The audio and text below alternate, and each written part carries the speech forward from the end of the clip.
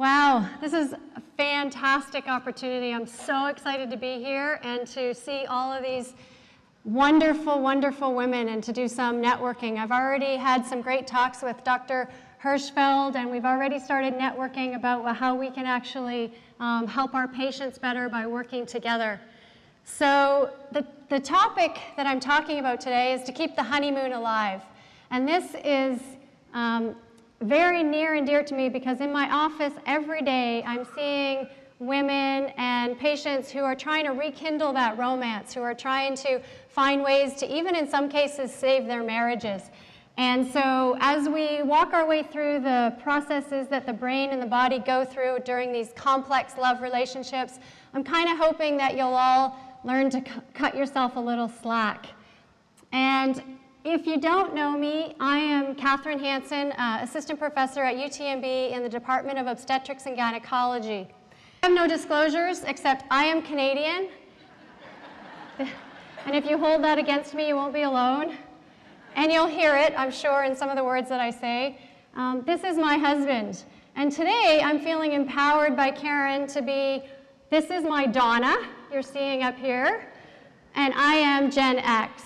And I'm going to just take a little moment to tell you of a story that came to mind when Karen was talking to us about Gen X. My husband, who is also Gen X, a little bit younger than me, but still Gen X, and he was listening to one of his mixed tapes from his recorded cassette, and he heard his mom calling him. He was in high school, and he went running downstairs, and he said, "Mom, were you calling me?" She says, "I wasn't calling you." So he went back up, and he did this for several days in a row until he realized he had taped his mom calling him as he pressed play and record, and he thought he was losing his mind.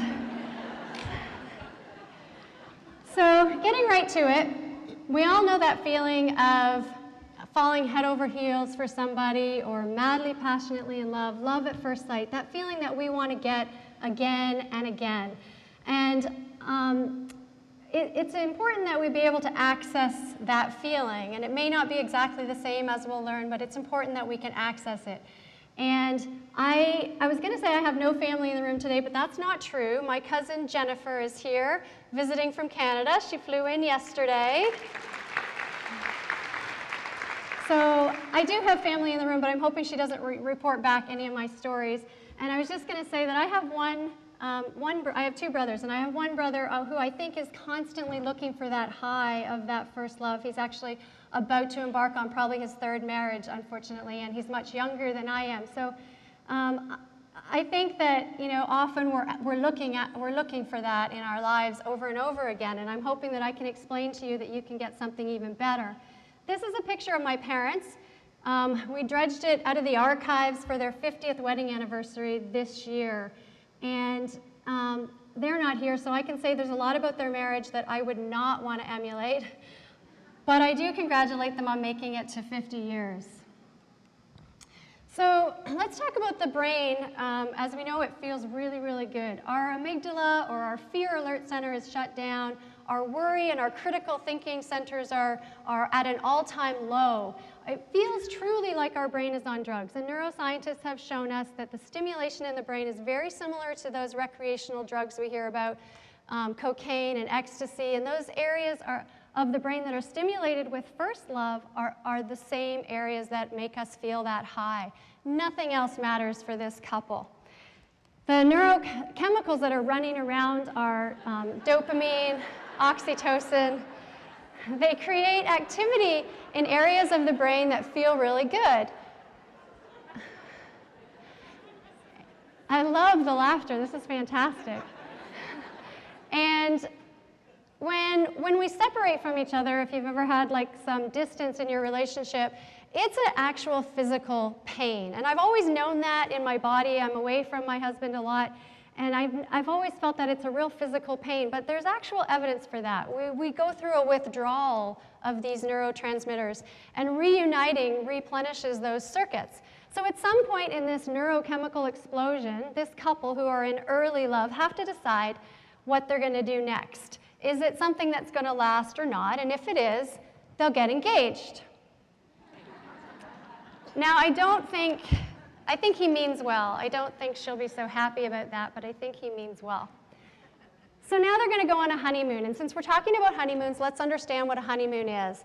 So in the Bible, in Deuteronomy, they describe honeymoon as when a man is newlywed, he need not go out on military expedition, nor shall any public duty be imposed on him. He shall be exempt for 1 year for the sake of his family to bring joy to the wife he has married. I think that would be amazing. 1 year of having him all to ourselves would be fantastic. And I suppose that you all saw what was on his shoes. He knows what lies ahead, so he's written "help me" on his shoes. Another definition is the tradition of supplying the newlywed couple with mead for a month to ensure happiness and fertility. Even a month of just having him to ourselves would be fantastic. And when we talk about a definition related to the moon, it's comparing affection to the changing of the moon, which is no sooner full than it begins to wane. So this is sort of a much sadder definition. And so this is the reason that we talk about marriage as being a 3-ring circus. And this slide says it's engagement ring, wedding ring, and suffering. And quite often, that's sort of what it ends up being. So you have this couple in the throes of passion in this new relationship, and at some point they must understand, since they don't have access to their critical thinking centers or their alert center, their fear center. Those are all areas of our brain that we need access to. And that couple must realize at some point that you can't live like that. I mean, nothing else matters in your life except that relationship, and society can't function with all of us walking around on that kind of high. So at some point, they need to decide if they're going to stay together, they're going to have to expect that that's going to change. And this says, I wonder what will fade first, your tan or your animal magnetism? And I think we all know that it's going to fade. And I'll tell you a little story about when my husband and I were just kind of getting to know each other. We were on the phone because we had some distance, and we were talking for hours and hours and hours, night after night. His friends thought he was crazy. And we were chatting one night, and I'm a realist, so I was trying to explain to him, I was trying to feel him out. Are we actually suitable for each other or not? And I said to him something along the lines of, marriage is really hard work. And he said to me, well, really? Because I don't know who you're going to marry then. And I thought, oh, okay, so this is great. I have no access to my critical thinking centers. I'm thinking this guy's fantastic. Maybe he's right. Maybe marriage isn't going to be hard if I marry the right person. And I reminded him of that. Fast forward 10 years, 3 children later, I said to him, remember that conversation when you said marriage wasn't going to be hard work? And I was hoping he'd say, oh yeah, honey, life with you has been a breeze. So easy being married to you. And he looked at me blankly, kind of like men do. And he said, oh yeah, I was naive. And he's an incredibly honest man. So that, is something we all have to realize. And why is marriage hard work? Well, marriage becomes hard work because we're wired differently. Our brains are structured differently. And of course, you can all step out and go shopping next door at the market. That'd be fantastic. Men, however, have sex on their mind, power tools, hopefully not those two things together. We drive our cars differently, and I hope nobody takes offense to this slide, because I've actually done this to my garage door. And we see ourselves in the mirror very, very differently.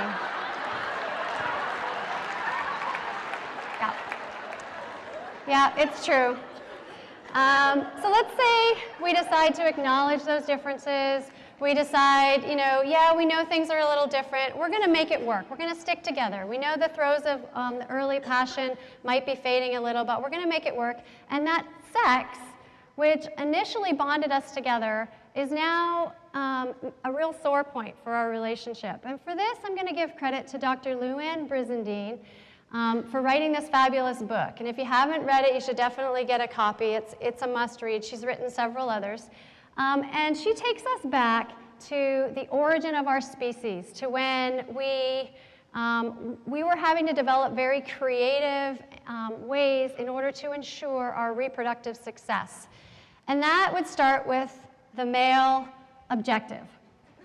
Men were evolved or created, whichever is your train of thought, to be able to spew into the environment their genetic material every day, several times a day if they had their way, several days a week, probably several times a day, every day of the week if they could, and for year after year after year after year. Women, unfortunately, are not that lucky. They don't have that luxury. They have one egg. They have one chance to get it right. They have to share that chromosome complement with somebody that they know is going to be really good for their chromosomes, for their genetics. And so they have to be very, very picky. And they have to choose a partner that they think is going to be somebody with the right genetic complement, not somebody who has the I can't empty the dishwasher gene, or the I can find the laundry hamper, but I can't quite get my clothes in it. They prefer somebody who has the I want to just cuddle all night, or I know how to vacuum gene. They want to share with somebody like that. And so that brings me to monogamy. And in order to understand monogamy, we look at the prairie voles versus the montane voles. Prairie voles are monogamous species. Montane voles are not. What's the difference? Prairie voles have a piece of DNA that codes for the vasopressin receptor. Vasopressin is very important for men. It's excreted in times of physical touch and sexual pleasure, and the prairie moles have this vasopressor receptor gene. When it is injected into the brains of the montane voles, who aren't usually monogamous, they actually change their behavior. They become more nurturing.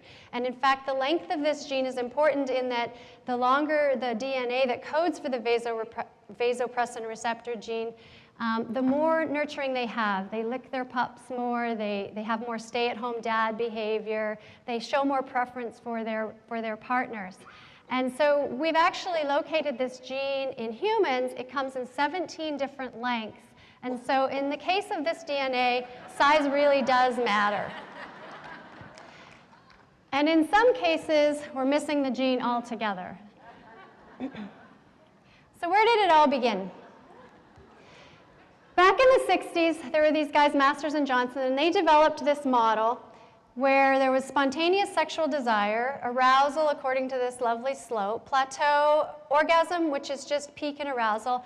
And I hope nobody feels squeamish when we say some of these words. I have 6-year-olds at home that are hearing all the proper words for things, and that's not necessarily healthy, and that's a whole other talk in itself. But they're going to school and they're coming home with some stories and their teachers are sending home some notes because they're basically talking in this terminology, and this is all I know how to do. So I'm hoping that if you kind of feel uncomfortable with some of the words, that you just kind of squiggle in your seats, but don't hold it against me. So arousal according to this slope, peak in arousal, which is orgasm, maybe multiple times, nice. And then resolution, where you have a big hug fest and you talk about the next big family vacation. His brain is wired to be turned on during sexual pleasure, so that should be no problem. It takes 1/5 of a second for him to classify a woman as sexually hot, and about 5 seconds for testosterone to shoot up. His visual cortex is predominantly involved, and this may cause him some trouble. Her brain, on the other hand, much more difficult, has to actually be turned off. She has to deactivate those worry, fear, and anxiety centers of her brain in order to feel sexual pleasure. And sometimes for some women, instead of doing that, it's much easier to escape.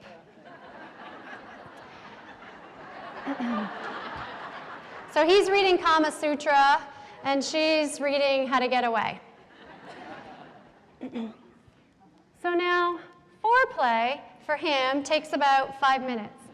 His visual cortex linked directly to the spinal cord, directly to the penis, and there's a word again. I'm feeling you guys squiggle around. No real brain input. In fact, if his brain gets involved much, then we end up with problems, spectatoring, or it's true, performance anxiety and those kinds of things. If those higher centers of his brain get involved, you can actually get into trouble. For her, foreplay takes 24 hours. And there's many biological and psychological factors that are influencing arousal, and truly anything in that previous 24 hours that causes those worry, critical thinking centers to be activated makes them even harder to shut down. So multitasking women such as us have a very difficult time trying to lower the activity in those parts of our brain so that we can feel the sexual response. Orgasm for him, if he can see, takes 7 to 18 thrusts. It's only partially dependent on him having a partner, and over time, we don't want his brain too involved in the process. For her, if she's unplugged, it takes 7 to 18 minutes. It's really not that much time out of your day. And over time, those pathways can be more easily accessed, and that's the good news. So when things go wrong, so the American College of OBGYN has diagnostic criteria for sexual dysfunction, and so there is some medical information that I can give you behind some of this, and we'll go through desire, arousal, and orgasm disorders. Pain is a whole different ballgame, and let's just suffice it to say sex is not supposed to hurt, and if it does, you need to seek help. The important part here is that disorders must cause marked distress or interpersonal difficulty to be diagnosable. And so having dinner with your friends and finding out that your sex life is different than theirs somehow does not mean it's dysfunctional. And different people are finding happiness subjectively in their relationships that other people might not. So let's talk about desire. This guy's not experiencing desire disorder, probably.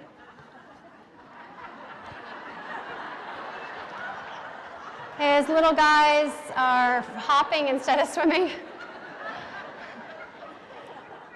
In order to understand desire in women, things get a lot more complicated. And this model is developed by Rosemary Basson when she started to realize that our desire to be involved in sexual relations is very overlapping, non-sequential, doesn't fit on that slope that we saw with Masters and Johnson. And I'll draw your attention to the innate spontaneous desire, that oomph that you feel, I really, really need this. It's only one way into this loop. To get into this loop, there are actually many ways, non-sexual rewards, not feeling pressured, many incentives for wanting to have sex. And when you get up to that willingness to be receptive, that's the point where you're saying, oh, I didn't really feel like being here, I didn't really want to do this, but okay. There's enough positive reasons, if we're going to weigh it out, for me to actually be here. And this is where you allow yourself, your brain to engage in the activity, all your worry centers to shut down, and you start to actually enjoy it. Becoming aroused becomes a whole lot easier. And then that will allow greater desire maybe the next time around, because my husband has a friend who used to say to his wife, what's the worst that could happen? You could have an orgasm. And if you start to put more pros in the positive category, less in the negative category, then you can probably be convinced. And as we learned at the very, very beginning today, Kathy taught us that motivation is not something that we can do, not something that we can do to someone else. It's something that we have to actively engage in to get ourselves motivated. And if for some reason you don't want to be there, maybe just explaining why, you know what, it's not such good time. So there are lots of people, though, doctor, I need something. And I want to be very clear that there is help out there if we're looking for something to take, but there are no FDA-approved treatments. So there's lots of people applying, lots of remedies that are being applied for government approval to get on the market. Lots have come really, really close. I thought June of last year we were going to have a new product available, but nothing has made it through the rigors of the FDA yet. Even things approved in Canada and Europe are not available in the US market. We have the ability, however, to replace testosterone in what we call an off-label way of doing so. And that means that you have to understand the risks, you have to be closely monitored, and I would suggest if you're planning to go that route, definitely get some help and some advice so that you understand what you're getting into. And now a word about complementary and alternative methods. Basically, what these companies have done is skirted the FDA approval process. They found a way around the FDA by entering the US market as cosmetics and food supplements. They don't have the same rigors.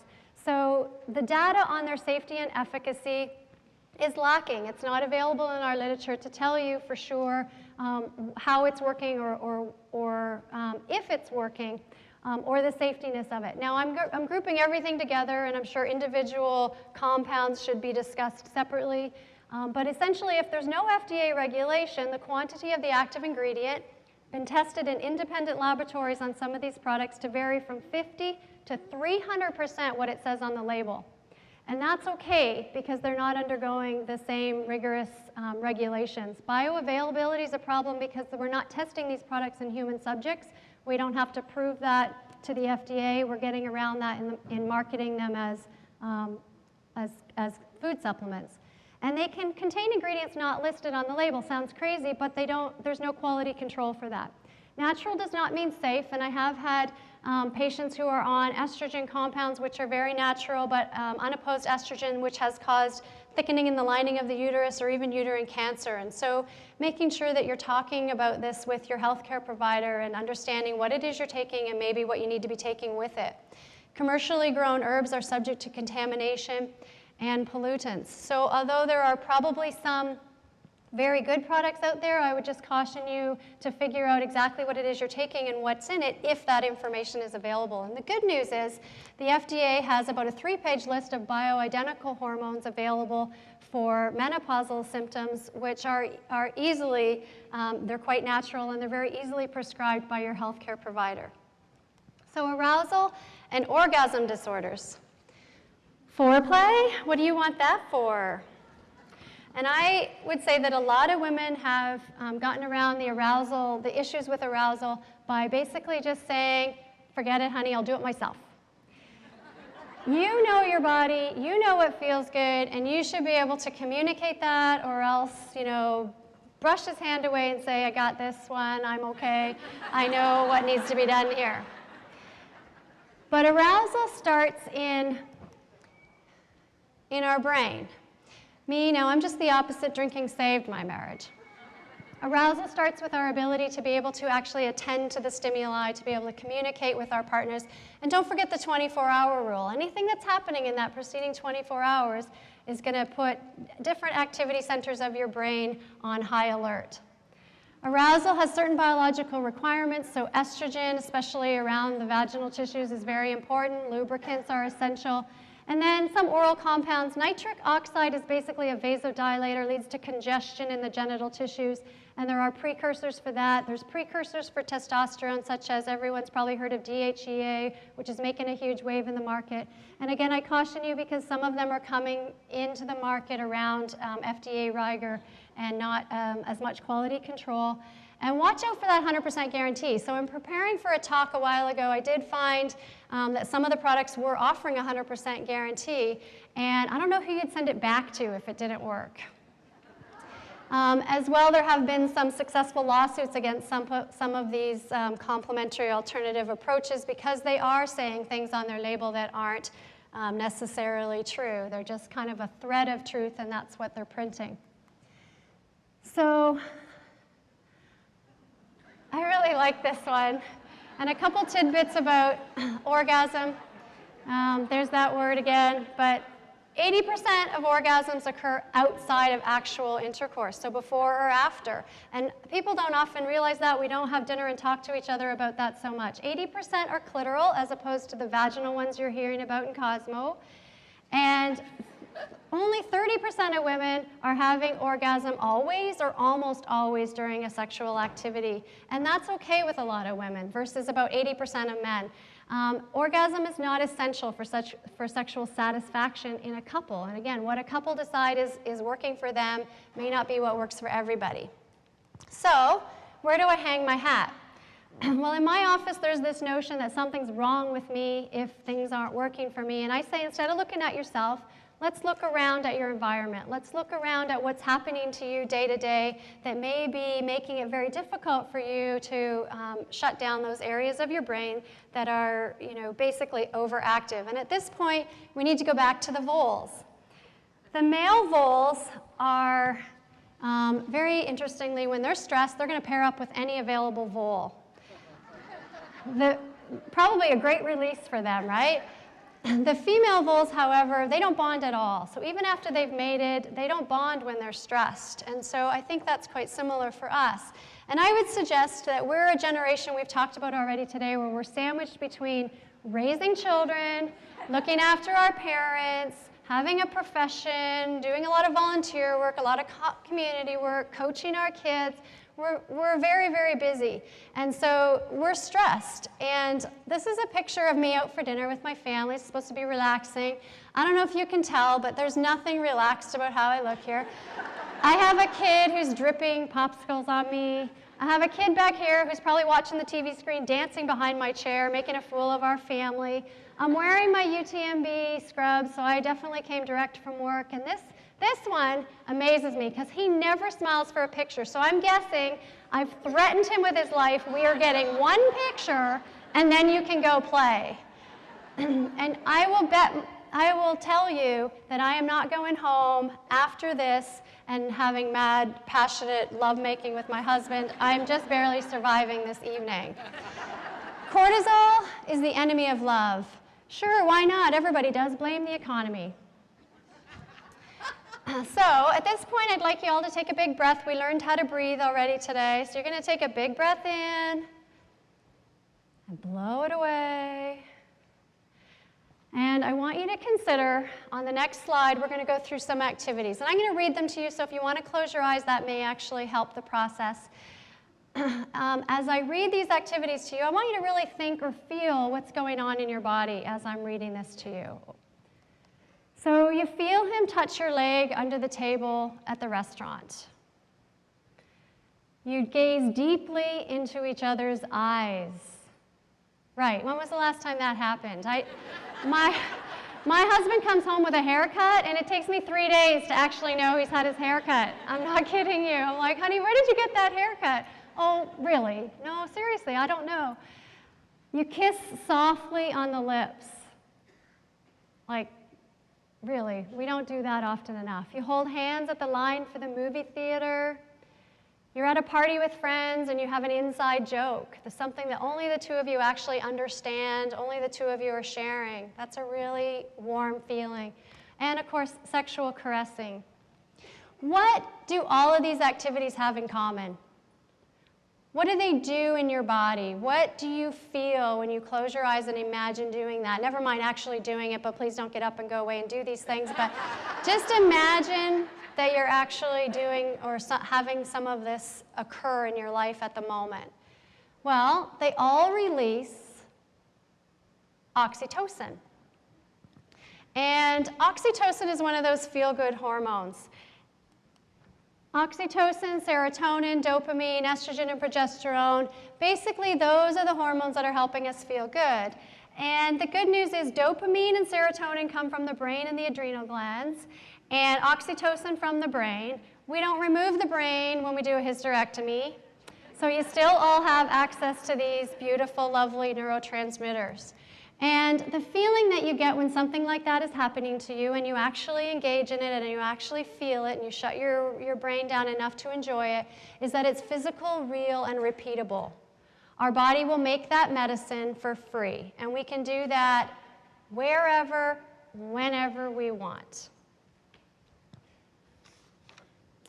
So how do we have lasting love? We need to recognize that transition from early love to lasting love. And a lot of that is hardwired. So what happened to us in utero, in infancy, how much nurturing did we get, what were the experiences in our life like?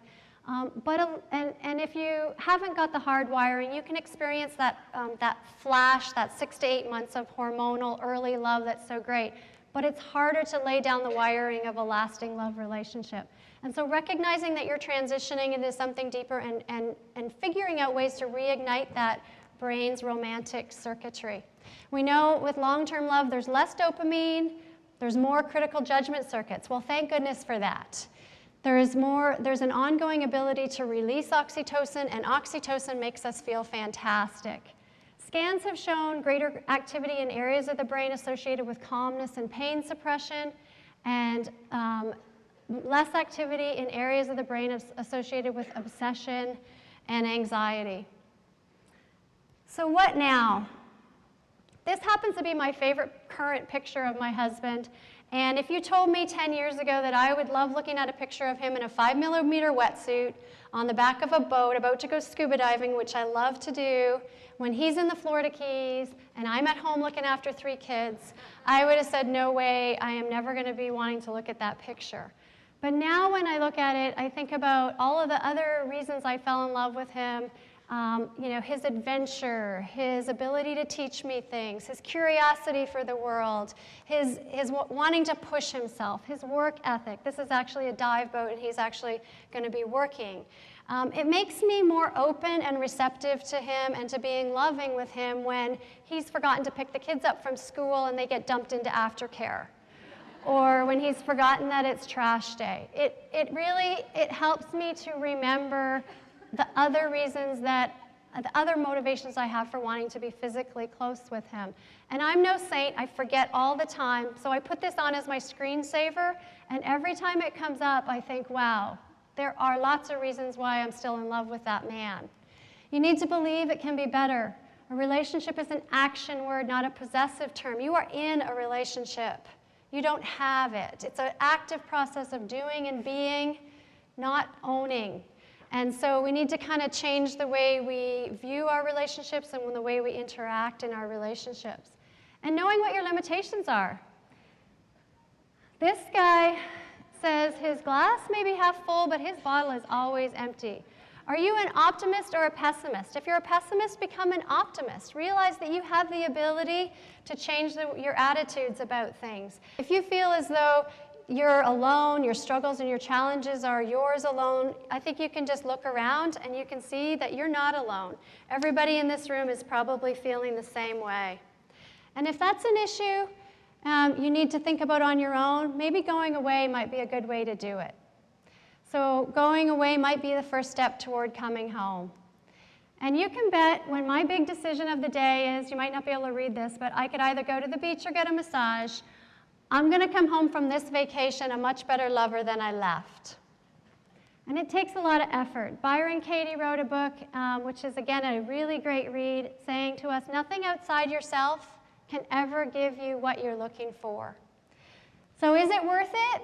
Enduring relationships have been scientifically studied to be linked to better life quality, better health, and better life satisfaction. Sexuality plays an integral role in our relationship durability and our relationship satisfaction. So you can keep the love alive.